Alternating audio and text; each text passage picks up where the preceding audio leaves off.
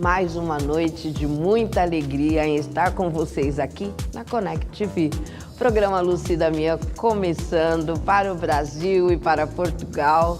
E hoje eu tenho a honra de receber um amigo muito especial com quem eu aprendo muito e eu quero compartilhar uma conversa muito especial. Vou frisar, repetir, porque ele é o João Lanes. João Lanes, que eu conheci no Rotary. Vocês sabem, eu sou uma rotariana de carteirinha. Esse princípio do Rotary de amigos, de fazer o bem, é o que nos une. E foi assim que nos conhecemos e hoje eu convidei você, João Lanes, porque eu aprendo muito com você e eu quero compartilhar um pouquinho desse seu saber com os nossos telespectadores. Boa noite, João Lanes. Boa noite, obrigado pelo convite. Uma grande honra estar aqui. O João Lanes fundou há 30 anos a Lanes & Hoffmann Consultoria. Mas ele é uma pessoa que traz uma bagagem enorme e tendo clientes aí em 5 diferentes países, em 17 estados brasileiros, já teve escritório em Quito, já teve escritório em Buenos Aires. Isso tudo é o que está no currículo. João Lanes me diz, nós, esses pequenos empresários aqui, os meus amigos empresários que estão aí nos assistindo, o que você pode me falar de gestão empresarial? Bom, toda empresa necessita de ter gestão. Muitas vezes os sócios têm toda a capacitação técnica referente ao produto ou serviço que ele vai produzir, porém, a gestão do negócio é muito mais complexa que isso. Ele vai ter que ter conhecimento em todas as demais áreas que não é a especialidade dele. Sim. Então, ele está lá numa clínica médica, mas ele tem que entender de compras, de vendas, de estoque, de recursos humanos. Ele tem que entender a empresa como um todo, porque a empresa funciona em harmonia com esses setores todos. À medida que você privilegia uma das áreas em detrimento de outra, a empresa cresce torta e tende a fracassar. Sim. Gente, ser empresário é uma arte e é exatamente a necessidade que nós temos de saber o que é uma gestão e procurar um profissional que antigamente, vamos falar a verdade, era só para as grandes empresas, aí que estava o fracasso das pequenas. Por quê? Porque não se fazia um plano de negócios, não se conseguia fazer. O pequeno empresário não tinha acesso. Numa grande empresa, ele tem o suporte de todas as demais áreas. A área de compras, de marketing, de vendas, de estoque. Cada um toma conta de um pedaço.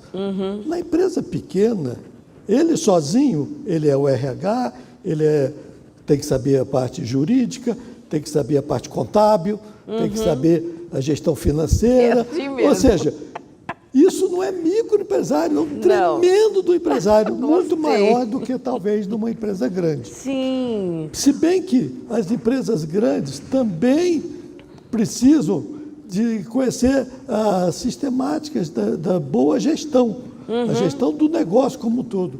Quando você faz a gestão, você está olhando para onde eu estou levando essa empresa, para onde que ela está indo.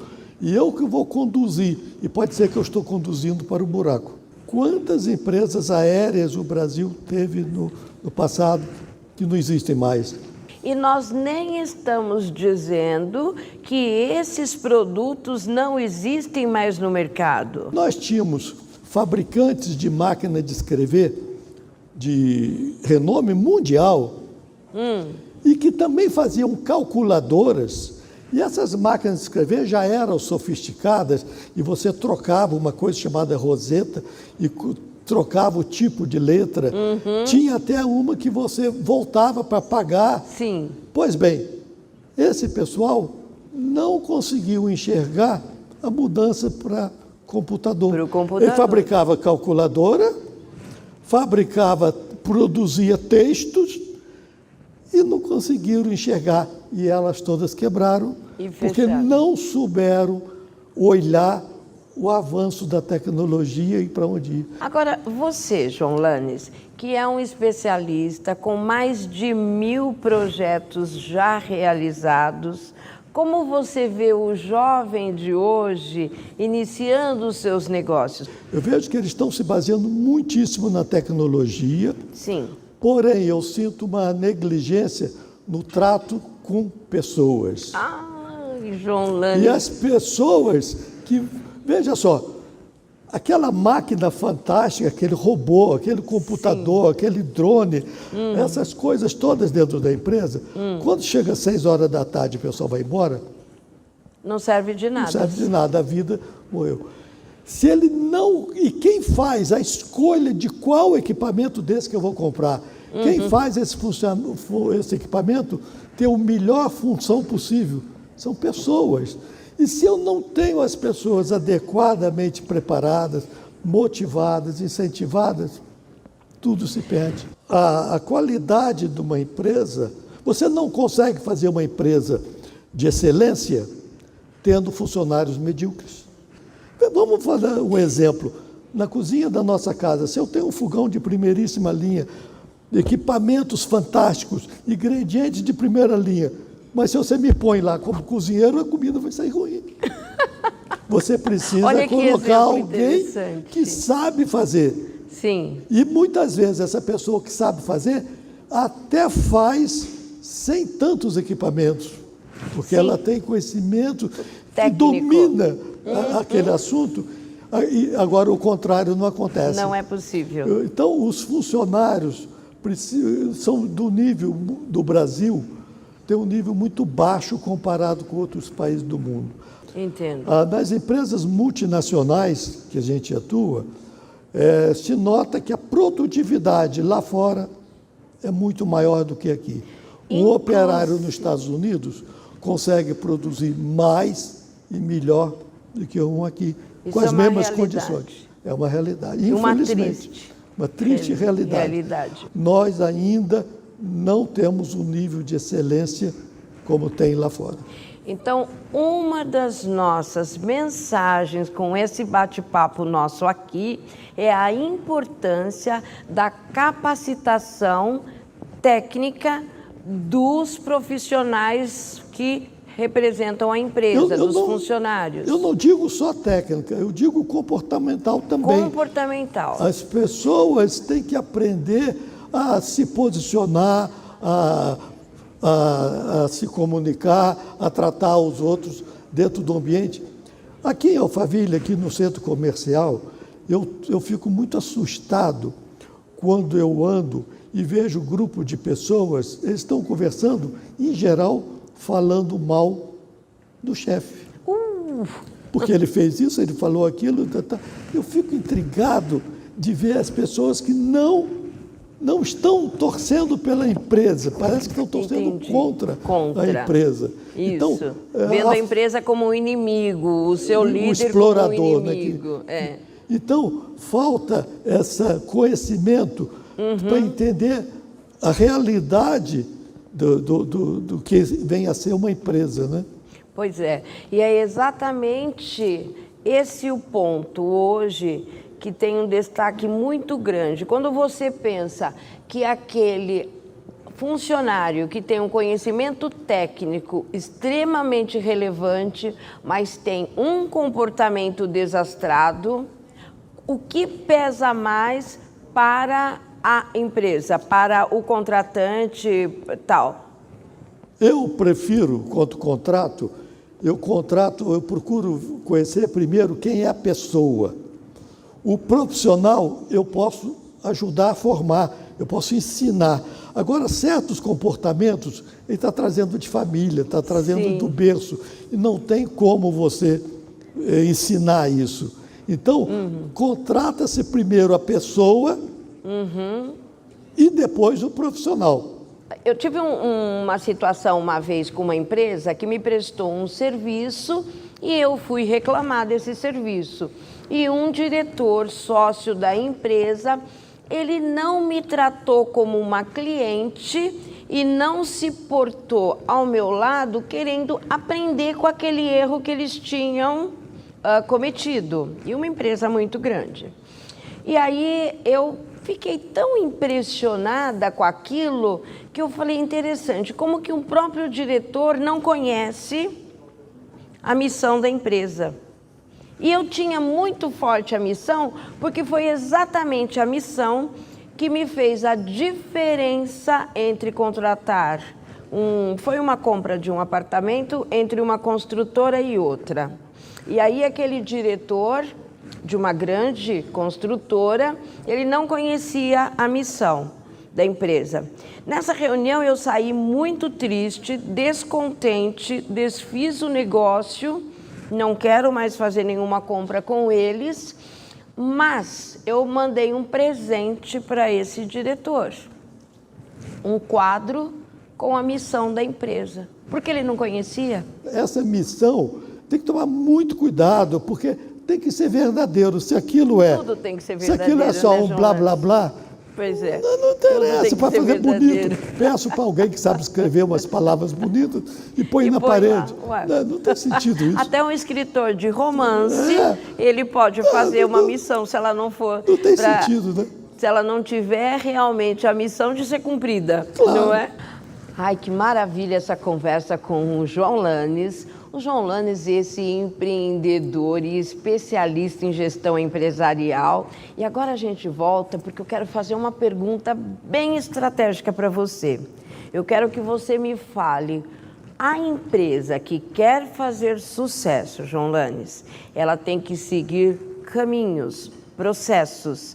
Você pode nos dar essa dica? Veja só, nós temos algumas pessoas que foram gênios, são pessoas extraordinárias, que puderam passar por cima de certas metodologias, certos conceitos, certas regras e levar a empresa dele ao sucesso. Nós podemos citar o Walt Disney, se você criou aquela coisa. Esse império. Aqui no Brasil, o comandante Rolim, que era uma pessoa que não tinha formação nenhuma, criar uma empresa como a TAM é um fato extraordinário. Mas isso tudo aconteceu num outro momento da Sim, economia. mas são gênios. São gênios. Ou seja, nós temos gênios na administração que não precisa disso aqui. Mas as empresas normais... E principalmente hoje em dia, onde a concorrência é imensa... As empresas normais precisam da ajuda, porque não é tão fácil. Apesar de que não ter nenhuma novidade, tudo é óbvio, tudo que você fala, é claro, mas não faz. Não, mas é óbvio para você que conhece. Não, não, veja só. Você é um especialista. O que eu me deparo muito é o seguinte, eu nunca encontrei, nesses 30 anos, nunca encontrei um executivo de empresa que falasse que não queria qualidade na empresa dele. Todos querem. Porém, sempre, vamos deixar para o mês que vem, vamos deixar para o ano que vem, vamos colocar. Ou seja, não faz. Me lembra muito aquele colégio interno de padres, e que o padre perguntou para os meninos, quem quer ir para o céu hoje? Eu, todo mundo. Quem quer ir para o céu? Todo mundo, todo mundo quer ir para o céu. Nas empresas também, quem quer qualidade? Eu. Aí quando o padre perguntou a segunda coisa, quem quer ir para o céu hoje? Aí não tinha nenhum menino levantando a mão. E nas empresas também é assim. Todo mundo quer qualidade, porém, sem se mexer, e ele tem que mexer. Tem que fazer as coisas acontecerem. Né? E esse caminho, João Lanes? Primeiro montamos... Primeiro temos que fazer uma conscientização e a conceituação do que vem a ser isso. Tá. A consultoria não faz nada, a consultoria orienta. Porque, veja só, o consultor senta do outro lado da mesa da pessoa. O consultor não tem poder. Entendi. Ele tem que fazer esse papel. Então, quanto mais tiver afinidade entre a consultoria e o empresário, maior sucesso vão ter os negócios. Sim. Não é? E hoje, como você diria para um empresário ou para um prospect empresário, ele está querendo ser empresário, está querendo iniciar o seu trabalho, qual o caminho que ele deve seguir, assim, de uma linha geral, de uma forma geral? De novo eu falo, ele precisa de ter essa capacitação ou então se cercar de gente que tenha capacitação para olhar todas as coisas que possam vir trazer problemas para a empresa dele. Na medida em que ele consiga desenvolver com capacitação própria ou com auxílio de auxiliares seus que tragam esse conhecimento, a empresa tem muito mais chance de sucesso. Muito mais chance, né? E com essa experiência toda do João Lanes, que estudou em Paris, não é, João Lanes? Você esteve em Paris como estudante e também como um grande apreciador das artes, não é?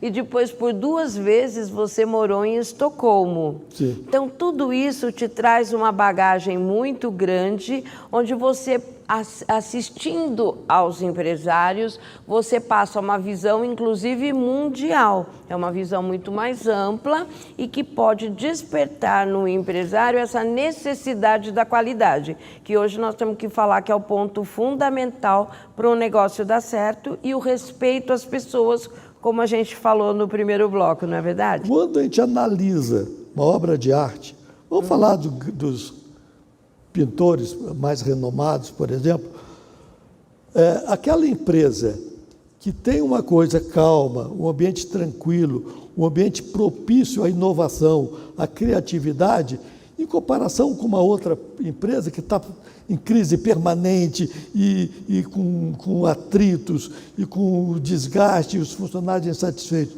O produto final que um produz e o outro. Nós temos Monet, que fazia quadros lindíssimos, mas todos suaves. O Monet era ultra reconhecido como o maior pintor da época dele, morava num lugar espetacular. Muitos dos quadros dele eram do jardim da própria casa dele. Não é? E são quadros lindos. E fazia aquela ponte, né? E tal. E tem uma suavidade ali, tem uma coisa que você quer voltar a olhar o quadro dele. Isso em Cheverny, a cidade de Cheverny e tal. A poucos quilômetros dali existe a cidade de Auvers-sur-Oise. Auvers-sur-Oise morava o Van Gogh. Van Gogh não tinha reconhecimento nenhum, nunca vendeu um quadro na vida dele, nunca vendeu um sequer. O Van Gogh todo perturbado, todo... E os quadros refletem isso. Os quadros refletem isso aqui. Sim. Se a empresa que eu estou construindo é essa tipo de ditadura, as criatividades que vão sair dali, as novidades que esse pessoal vai me produzir, é amarrada, é estruturada, é segura. Que exemplo espetacular. Nós vamos encerrar agora essa entrevista querendo saber mais, querendo falar mais com você, mas eu preciso encerrar por conta do nosso tempo. Mas eu quero pedir para que você conte rapidamente, por favor, porque o João Lanes, ele teve uma experiência fantástica de vida. Ele, numa das viagens que ele estava fazendo, e por uma ocasião, porque existem coisas que acontecem na vida da gente, ele foi chamado para ser um intérprete do Pelé. Mas não é em qualquer momento da vida do Pelé, era um momento mega especial. Nos anos de... Não sei se todo mundo vai saber, mas eu vivenciei isso. Em 1970, o Brasil foi tetracampeão mundial do futebol. E o Pelé, como o master, o camisa 10 da nossa seleção, ele foi homenageado no mundo inteiro. E o João Lanes teve esse privilégio, me conta, de ser o intérprete do Pelé quando ele recebeu o título de rei do futebol. Rei do futebol. Olha só que maravilha. Você esteve com ele naquele momento e foi assim, faz parte da nossa história, uma conturbação, porque somente reis e rainhas podiam fazer um passeio e passar por debaixo do Arco do Triunfo. Somente reis e rainhas podem fazer essa passagem. De carro, sim. E aí ele teve esse privilégio por ser considerado o rei do futebol, não é isso? Exatamente, exatamente. O Pelé, os organizadores, as autoridades deixaram o Pelé desfilar como se fosse um rei. E teve órgãos da imprensa que criticaram isso aqui porque ele não era rei. Aí o outro jornal falou, sim, ele é o rei do futebol. E até hoje é conhecido como rei do futebol. E eu estava lá nesse dia, coincidentemente, né?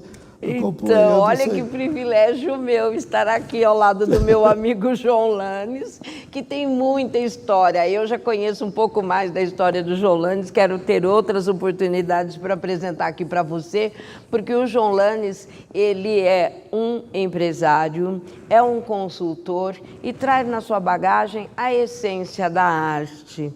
E uma das artes que você traz é a de encantar. Muito obrigada, João Lanes, por você estar aqui nesse momento comigo. Obrigado. Uma honra receber você. Obrigado a você por tudo.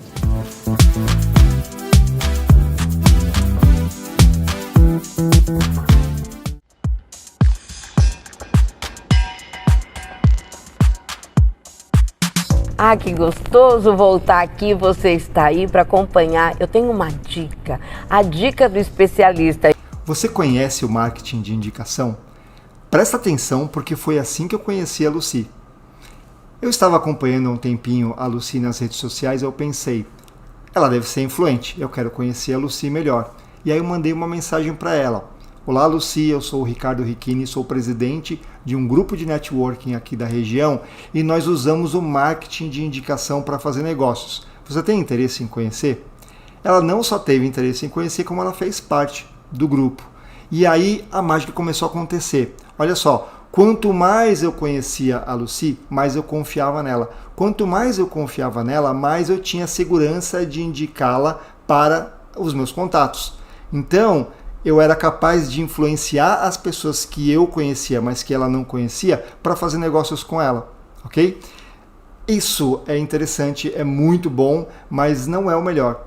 O melhor é que esse marketing de indicação, ele é mais poderoso, ele fecha mais negócios que link patrocinado, que prospecção ou marketing de conteúdo, tá bom? Então, isso é muito interessante, eu gosto muito, sou entusiasta disso, eu sei que a Lucy também é. E aí, então, vou passar 3 dicas para vocês para poder fazer esse marketing de relacionamento, esse marketing de indicação, por confiança e não por comissionamento. Por comissionamento simplesmente não dá certo, porque eu vou condicionar o que eu quero que façam a partir de dinheiro. E aí as coisas não funcionam, tá bom? Todo mundo já fez indicação furada e a gente sabe que é a pior coisa do mundo. Não tem preço que paga isso, tá? 3 dicas. Primeiro, seja interessante e não interesseiro. Se você estiver fazendo as coisas só para conseguir vender para as pessoas, elas vão prestar atenção nisso, elas vão entender e aí você não gera confiança, tá bom? Segunda coisa, qualidade é melhor que quantidade. É um clichê, mas é verdade, tá? Eu preciso fazer conexão com quem faz sentido para mim. Não adianta ter milhares de seguidores, milhares de amigos nas redes sociais e não conhecer ninguém, tá bom? E terceiro, dê o melhor de si sem expectativa. Venda é uma consequência natural de você fazer um bom trabalho. A gente sabe disso, mas às vezes o medo impede a gente de entregar o nosso melhor.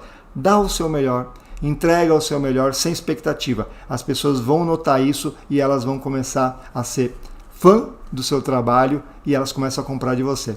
Tá bom?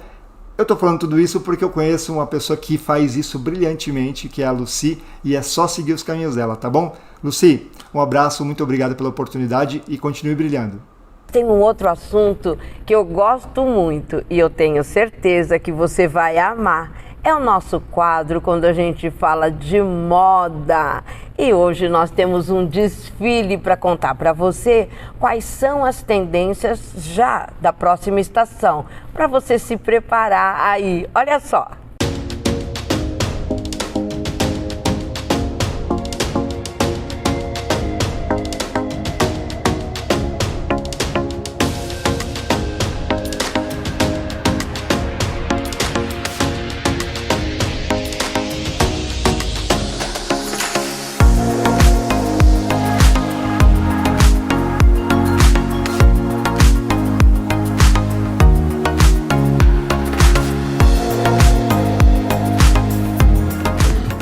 Olha só, a gente aqui cobrindo essa festa deliciosa, um desfile de coleção Outono Inverno 2022 aqui na Vermelho 29.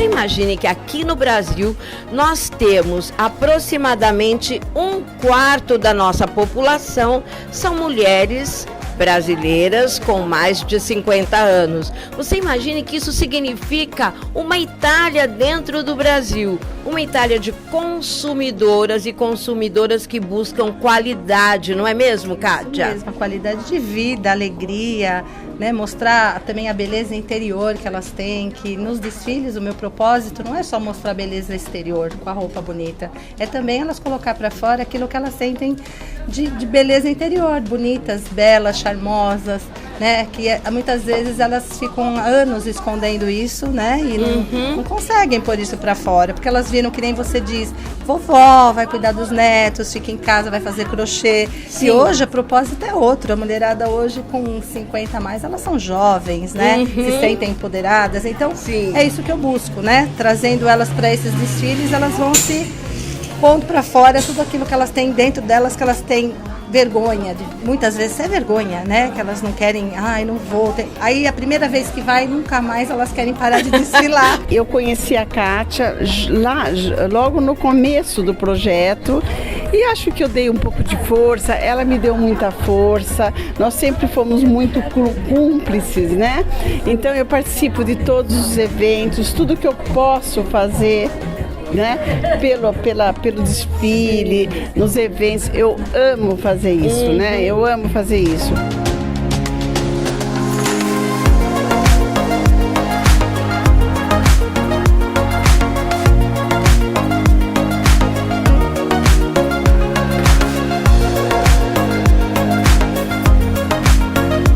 Márcia trouxe aqui pra gente um inverno muito colorido e arrojado, não é, Márcia? Sim, você com certeza. Apostou nesse Apostei, eu vi todos os desfiles, né? Foi maravilhoso, muito colorido. Teve audácia de pintar uma parede inteira de pink e colocar os modelos de pink com verde bandeira, com azul. Eu achei essa mistura de cores maravilhosa.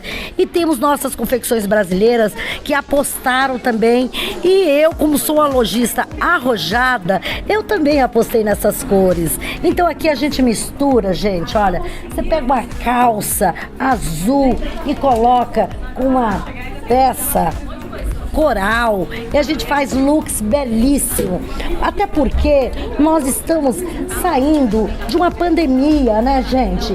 Uma pandemia que foi um tempo assim muito cinza, escuro, triste. Então acho que isso vem para alegrar. Você vê, hoje nós voltando os eventos, aí eu fiz o meu primeiro evento pós-pandemia, graças a Deus foi um sucesso, muita gente bonita, e acho que essas cores vêm para dar esse amp nesse inverno.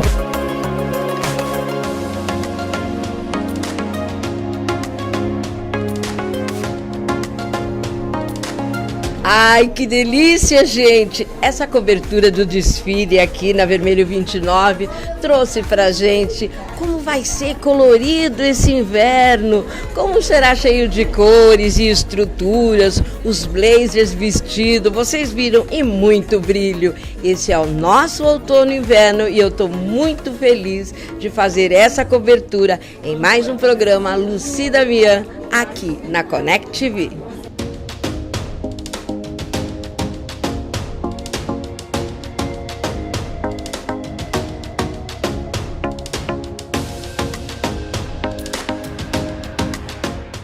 Ai, quando vai chegando assim o finalzinho do programa, eu já começo primeiro a ficar com saudades e depois já pensar no próximo programa. Mas antes disso, eu quero convidar você para assistir agora uma viagem que nós fizemos. Na verdade, é uma viagem aqui bem próximo, mas na verdade, sabe quando traz assim uma emoção diferente? Porque viagem é assim, né? Ela traz aquela emoção, ela recarrega a sua energia, e foi assim que a gente saiu hoje para o Café com Lucy. Neste Café com Lucy, exatamente o meu convidado ou a minha convidada é você. Porque eu quero contar para você um roteiro que eu gosto muito de fazer com a minha família.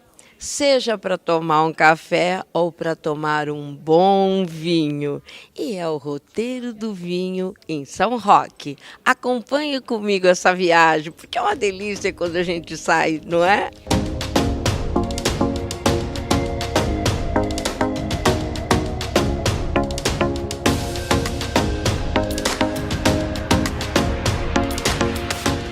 Em meados do século XVIII, Pedro Vaz de Barros, o fundador da cidade de São Roque, ficou entusiasmado com as terras de toda a região e, juntamente com moradores, decidiu investir na plantação da uva e na produção dos vinhos. Hoje você tem o enoturismo, a gastronomia, a hotelaria e muito lazer. O roteiro do vinho é uma oportunidade de vivenciar essa história e toda a tradição bem de pertinho, através das adegas, vinícolas, restaurantes, hotéis, pousadas e centros de lazer e entretenimento.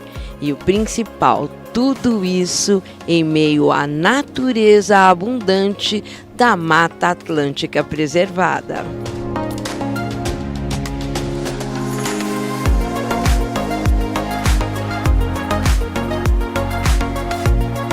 Aqui no Roteiro do Vinho, você passeia pela Estrada do Vinho, Estrada dos Venâncios e também pela Rodovia Quintino de Lima. Você não paga nada para passear neste roteiro todo. Você vem com o seu veículo, traz a sua família e degusta bons vinhos, deliciosos produtos típicos, almoça em ótimos restaurantes e passa momentos de lazer memoráveis nas fazendas, pesqueiros, ranchos e pousadas. Tudo isso a apenas 50 quilômetros da capital. É tudo muito perto e maravilhoso.